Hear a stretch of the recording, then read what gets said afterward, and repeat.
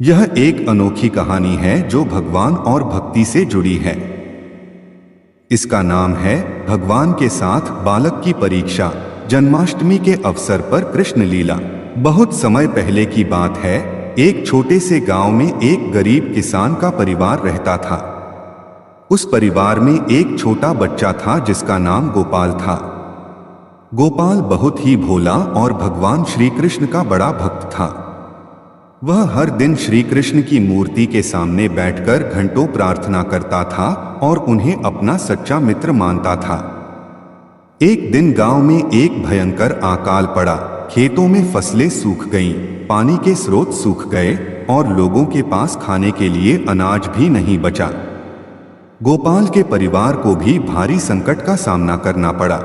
घर में कुछ भी खाने को नहीं बचा था और उसका परिवार भूख से परेशान था। गोपाल को इस बात का दुख हुआ और उसने अपनी प्यारी श्री कृष्ण की मूर्ति के सामने बैठकर कहा, हे कन्हैया, तुम तो मेरे सखा हो। मैं जानता हूँ कि तुम अपने भक्तों की मदद हमेशा करते हो। कृपया हमारी भी मदद करो। हमें खाना चाहिए, नहीं तो हम सब भूख से मर जाएंगे।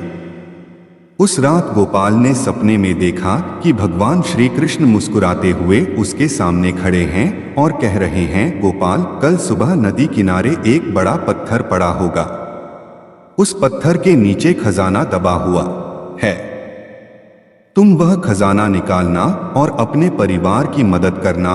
सुबह उठते ही गोपाल ने अपने माता पिता को यह सपना बताया, लेकिन उन्होंने इसे केवल बालक का सपना समझा और ध्यान नहीं दिया।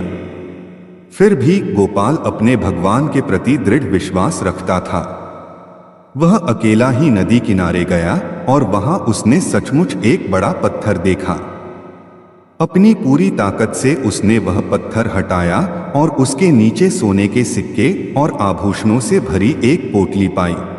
गोपाल खुशी खुशी वह खजाना अपने घर ले आया।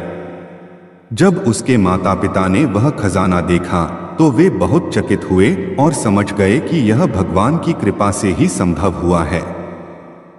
गांव में यह खबर फैल गई और सभी लोग गोपाल की भक्ति और भगवान के प्रति उसके अटूट विश्वास की प्रशंसा करने लगे। उस खजाने से गोपाल के परिवार ने अपनी मुश्किलें हल की और गांव के अन्य लोगों की भी मदद की।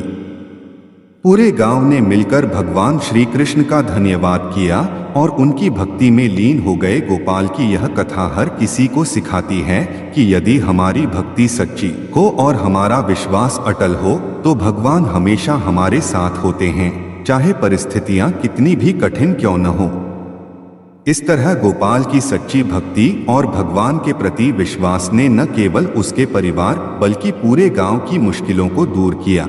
कथा कैसी लगी कमेंट में जरूर बताएं।